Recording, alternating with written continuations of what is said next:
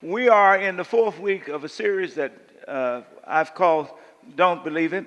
We're taking on some of the untruths that have a way of sinking into our consciousness and our minds and our spirits and getting in the way of us being our best selves as we seek to be faithful to God in the world. On last week, I talked about one of those untruths, which essentially I'll summarize this way. There's this thinking that somehow that you and I ought to be able to develop enough faith that it inoculates us from some of the most horrific pains and tragedies in the world. Somebody shout, "Don't believe it!" Don't believe it. If you missed that message, go to our website, NBCCBarrier.com. Make sure you get it. This week, I want to pick up another notion that a lot of us carry, and it is, here's how I'm going to frame it. You're probably familiar with it. I don't need anyone's help. Have you heard that before? Why don't you say it with me? Say, I don't need anyone's help. Tell the person next to you, don't believe it, don't believe it, don't believe it, don't you dare believe it. We say that in a lot of different ways. Sometimes it comes out, I don't need anyone's help. Sometimes it comes out, I can do it all by myself. Sometimes it comes out, I got this. And everybody around you knows you don't have it. Matter of fact, the first point I want to throw up is simply this, that oftentimes when we are saying, I don't need anyone's help, beneath that is another statement that we're making. It is, I don't need anyone. Or perhaps it's this statement, just saying a different way. I don't trust anyone.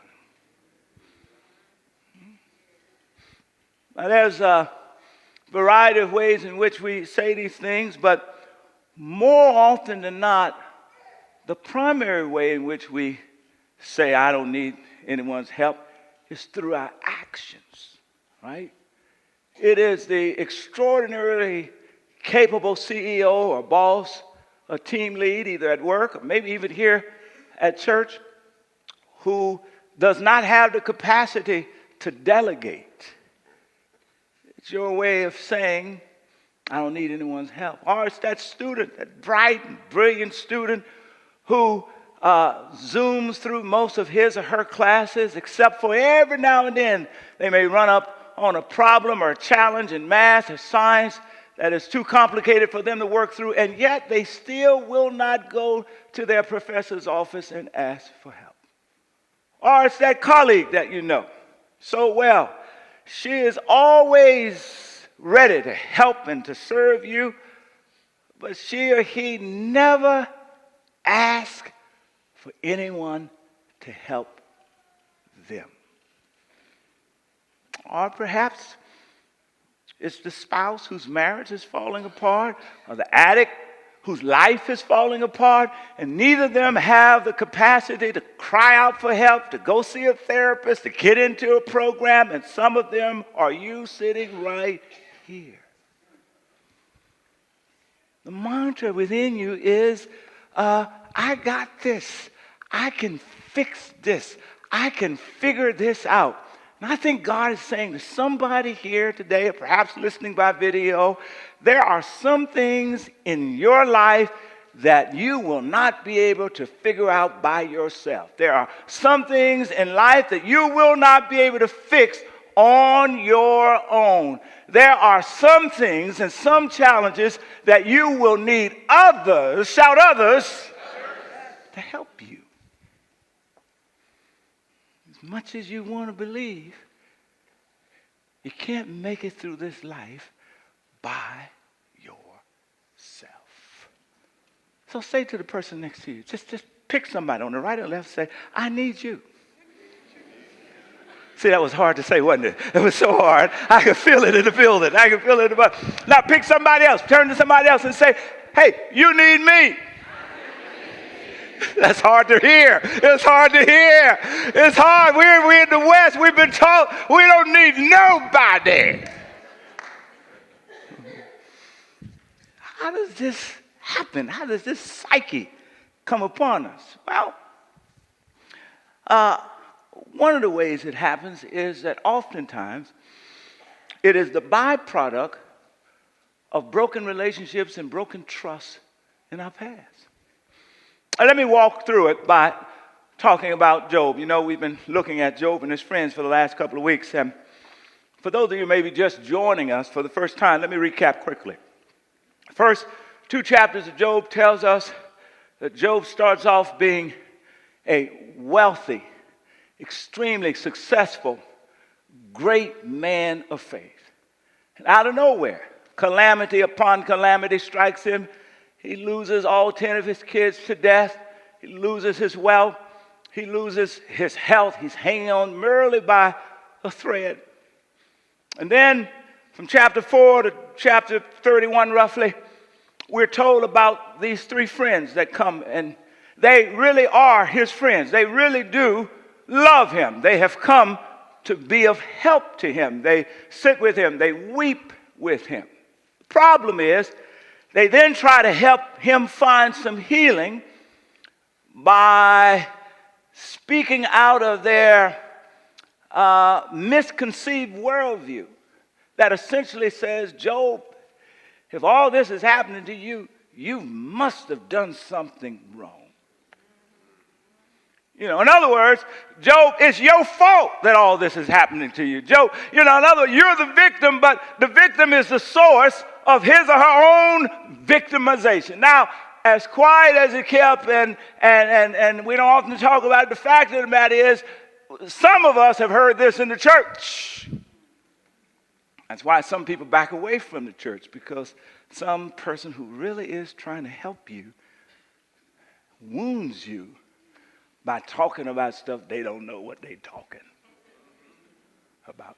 Do you know that people can deeply love you and wound you at the same time? Yeah. I told them earlier today, I saw a movie years ago, this cyborg guy that they had built, supposed to be the perfect lover. And he was in this relationship with this woman, and he just went crazy and started killing everybody around her. So at the end of the movie, he says, I love you. And she shoots him and says, stop loving me. So let me hasten to say, number one, I'm not advocating violence.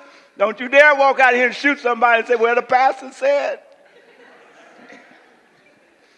My point is, sometimes with the best intentions, we can love in very unhealthy and destructive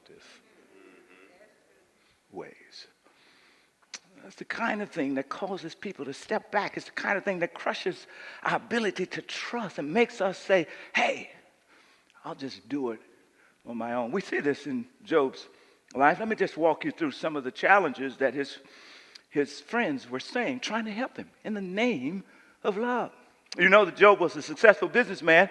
And watch what they say in chapter 5, verse 3. Here's what they say to him. I've seen that fools may be successful for a moment, then comes sudden disaster. In other words, Job, yes, you were successful, but this sudden disaster means there must be something hidden in your life. He lost all 10 of his kids. And here's what they say in chapter 8, verse 3. Here's what they say. Does God twist justice? Does the Almighty twist what is right? Your children must have sinned against him, so their punishment was well deserved. Can you imagine somebody saying such a thing? And yet people do say such things. I want to point out very clearly, Job, it has to be your sin. And so in chapter 22, we find these words, verses 4 through 7. I'm going to read this with my emphasis, all right? So it says, is it because you're so pious, righteous, that he, meaning God, accuses you and brings judgment against you? No.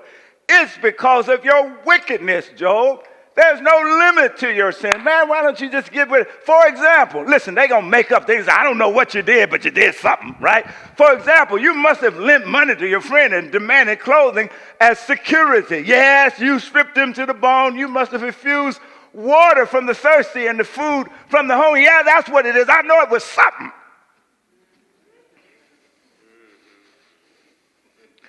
And with every argument, they're shattering his ability to trust them.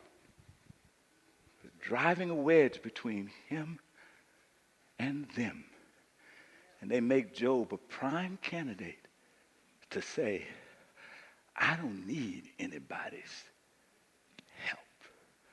Because at the end of the day, he can't trust them. Chapter 6, verse 15, he actually says it. He actually says that basically, I can't trust you anymore. I wonder if there's anybody here who's had stuff explode in your life from people that you love, from people who are close to you. I wonder if there's anybody here who has concluded because some sibling or some boyfriend or some spouse has dogged you out, some colleague, some boss, that you have backed yourself up in the corner and you've decided that because 3 people have hurt you, surely the rest of the 7 billion people in the world must be like them.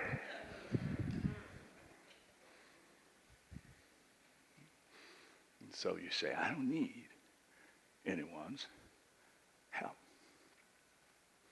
And yet, the Bible teaches us that God makes us to be interdependent. Everybody shout, interdependent. Paul teaches a wonderful text in chapter 6 of Galatians, verse 2. Here's what he says. He says, share each other's burden, and in this way, obey the law of Christ. And in that he means the law of Christ that says, love ye one another. The writer of Ecclesiastes chapter 4 puts it this way. He says, talking about how we're meant to work together, to be interdependent. 2 people are better off than one, for they can help each other succeed. If one person falls, the other can reach out and help, but someone who falls alone is in real, shout, trouble. Some of us in trouble and we don't even know it. Because we're trying to do this thing by ourselves. So Scripture teaches us. Listen, there ought to be 3 movements in our maturing process. I remember my kids, both of them, at different points. There's 14 years between my son and my daughter. But both of them, when they were babies, I got great pleasure just holding them in one hand. And then in that state, they were completely dependent upon Daddy. But then, of course, my son being the oldest, he's the first. I remember, he was about 10, 11 years old. He had done something wonderful, and I decided to treat him by taking him to McDonald's. Y'all don't see McDonald's as a treat anymore. It was a treat in my day. Come on now. And so I took him there, and I said, "Boy, get what do you want?" He says, "Well, I want a Big Mac and a big soda." And I said, "Good." And he said, "Oh, can I have some fries?" I said, "All right." He said, "My Daddy, can I have that McFluffy, that ice cream thing?" I said, "Okay." And he said, "Oh, Daddy, yeah." And they had the little toys, and he said, "Can I get 2 of those little toys?" And I looked at him, I said, "Boy, you need to get a job." I can't tell you how elated I was. Come on now, at about 15 or 16 years old, he got his first job. I helped him get a job, y'all. Come on now. So we moved from dependence to independence. Shout independence. That's an appropriate move. But then if we keep maturing, God would have us that we would end up in interdependency. The transaction nature of the economy and the world in which we're in, the collaborative nature of the world in which we live, all reinforces the fact that God has designed us to be interdependent. He's designed us, and that's the heart of community. That's the heart of family. That's the heart of a good team at work that works really well together. This notion that I need you and you need me. Let me illustrate. Yesterday I went shopping, and I ended up at Walmart looking for a puzzle. And I got this 45-piece puzzle and took it home. And it's tearing up on me, but I got it. Come on now, work for me. Here we go. Wait a minute. Here we go. I got it. Thank you. I got this 45-piece puzzle, took it to my daughter, who's a master at arts and crafts. I said, put the thing together. Too complicated for me, 45 pieces.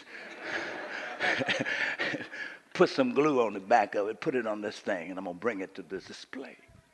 Because I wanted to teach you about how God shapes us to be interdependence, why it's at the heart of good family life, good community life, good church life. Why Jesus says, and the scripture says 59 times in one way or the other, love one another. Shout, another.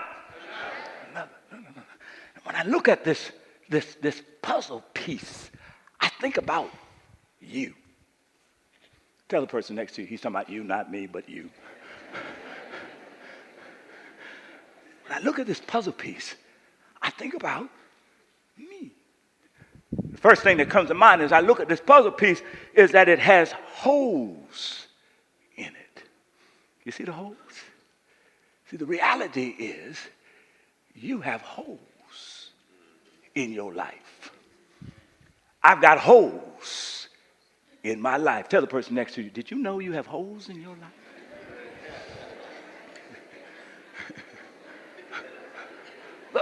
The holes represents the places where we are inadequate. Come on now. The holes represent the places of our flaws and our weakness. As a matter of fact, I just said I have a hole and you have a hole. Together we all have holes. The Apostle Paul puts it like this: we have all sinned and fallen short of the glory of God. We all got some holes in our lives. We spend most of our time covering up the holes, because we feel like the holes reveals our vulnerability. And in fact, a hole does reveal our vulnerability. But the very same holes also reveals our value. Value. Somebody shout value. See, because I've got some holes, some inadequate places, it makes me need a team. So if I didn't have any inadequate places, if I could do it all, y'all, come on now. I'd preach, and then I'd get over there and play the music. Then I'd lead the word, praise, and worship team. Come on now. I'd rush, get work early in the morning. I'd do all the administrative work. Come on.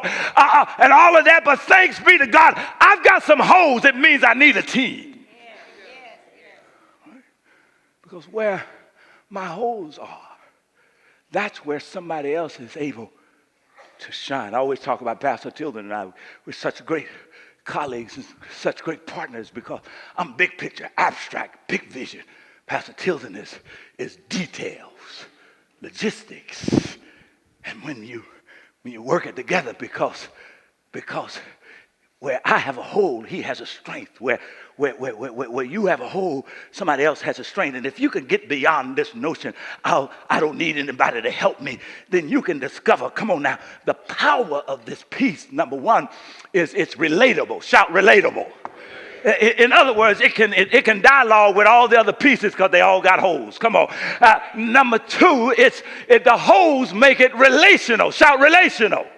Relational. In other words, the reason why we fit in certain places, come on now, is because our holes, on the other end, there's somebody that has a strength for every weakness. And so when you put this together, look at it. This is how it works right here. You put thank God for holes because they create a place for all of us to fit.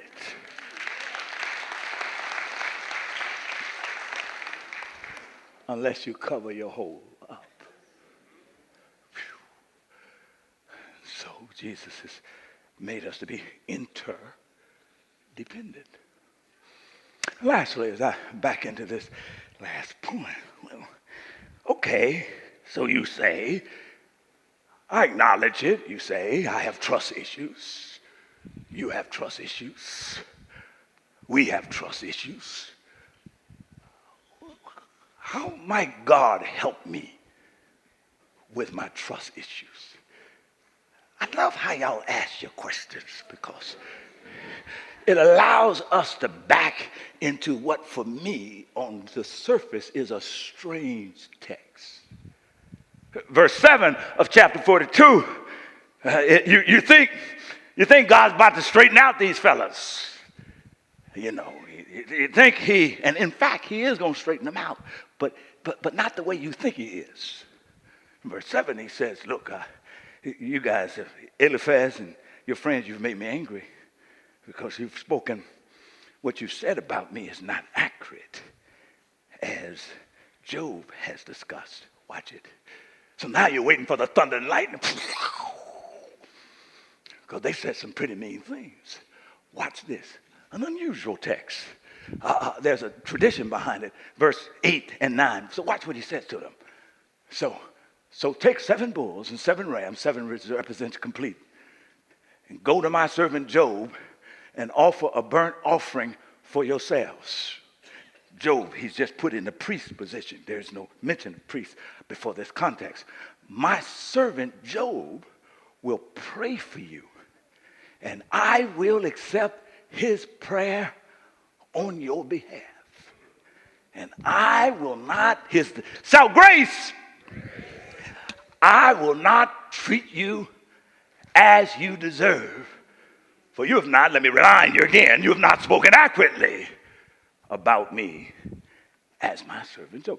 Sometimes in this story, I want to suggest to you, we are all in the shoes of Job's friends. Why would God say go to him? Well, if Job is the priest, watch this. If Job is the priest, they go to him with the bulls to make the sacrifice. But it also requires that they make a confession. The confession is, here's Job. Here's how we messed over you. Here's how we got it wrong. I'm so sorry. Will you forgive me? The way I frame it is, they have to process through their mistakes and own their stuff.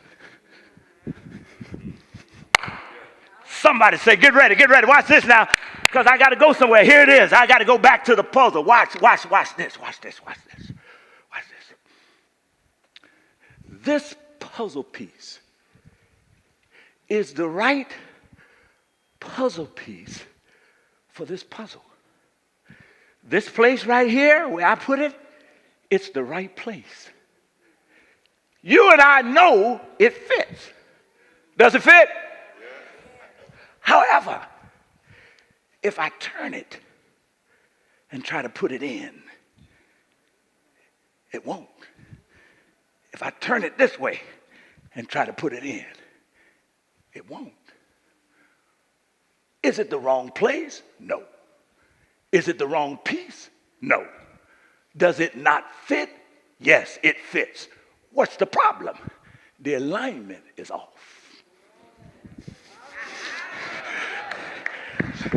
Let's see, can I help you? Let's see,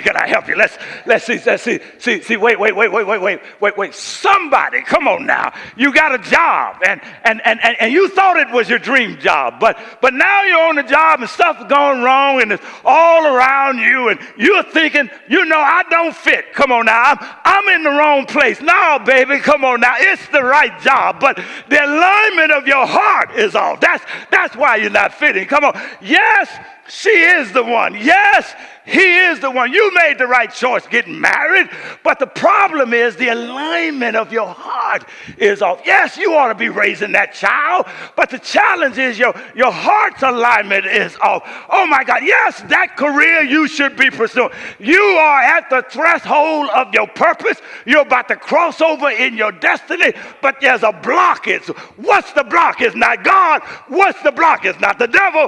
What's the block? The alignment of your heart is wrong. Come on now.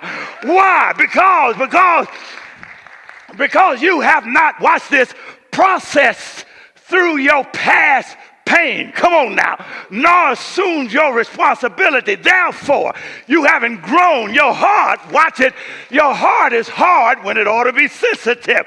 You are self-centered when you ought to be other people focused. Come on now. You are angry when you ought to be full of love. You are controlling when you ought to be free. Why? Because you haven't worked through your stuff. All right, here's what I mean. I meet people every day. They tell me, I thought it was a dream job. But, shout but, it wasn't meant to be. I meet people every day who say, I thought he was the one. Shout but, it wasn't meant to be. Sometimes it was meant to be. Sometimes it was the right job. But you just keep replicating the same craziness from relationship to relationship, from job to job. It's not the job. It's not him. It's not her. Come on. And what God said to Job's friends, I do want to straighten you out. Come on now. I want to put you on a path for a good future. I'm not going to beat you with lightning. I know you thought you were trying to be loving, but I need you to go to Job. I need you to own your stuff.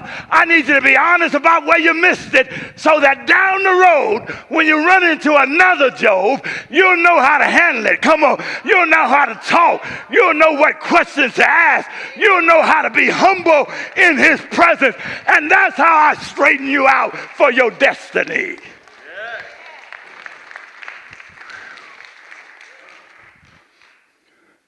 Because when you confess your stuff and own it, then you grow through it.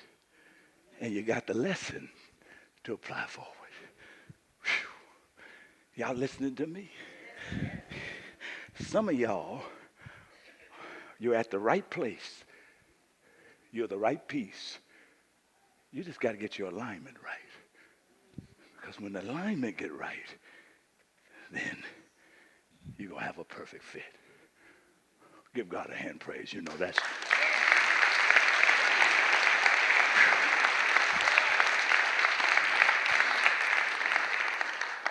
Some of us, and sometimes I'm in Job's friend's shoes. I need to get the alignment right. Sometimes you and me, we're in Job's shoes. Notice what he says in verse 10. That's a strange verse. So Job, I'm going to set you up as a priest. I want you to oversee the process of forgiveness. Why? He says, matter of fact, I want you to pray for them. And I'm going to bless them through your prayers. Watch it. Job saying, what? Pray for them? Did you not hear what they said about my children? They said, my children deserve to die. God, will you sleep? Pray for them? They shattered my heart. Pray for them. You're going to bless them through my prayers. Where's the lightning bolt? Where's the wrath? He whispers to Job, Job, I'm not treating them as they deserve. I hear some gospel in the background. And neither am I treating you as you deserve. And watch this, I'm fixing two challenges at the same time because I'm God. I know how to multitask. I'm going to set them free so they can walk across the threshold into their destiny. But until you forgive them, it's going to stop you from walking across the threshold in your destiny. And I'm waiting to bless you 2 times better than you ever been blessed before. I'm waiting to take you some places you've never been before. But what's stopping you, what's holding you down, what's going to stand in the way is your inability to forgive. So, Job, yes, pray for them. Watch it. Because as you pray for them, I'll work on your heart because your alignment needs to be readjusted too.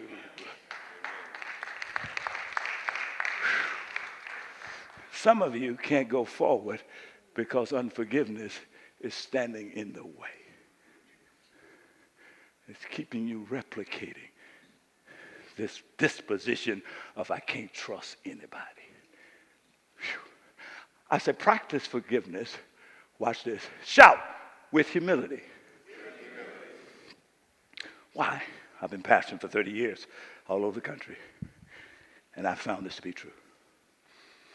The people who have the hardest time forgiving are the ones who don't have humility. They have no, watch this, empathy for the holes in the person's life who hurt them. And they have no perspective of how they have hurt others. So they conclude that I'm so much better than you. But then it takes the gospel to level the playing field.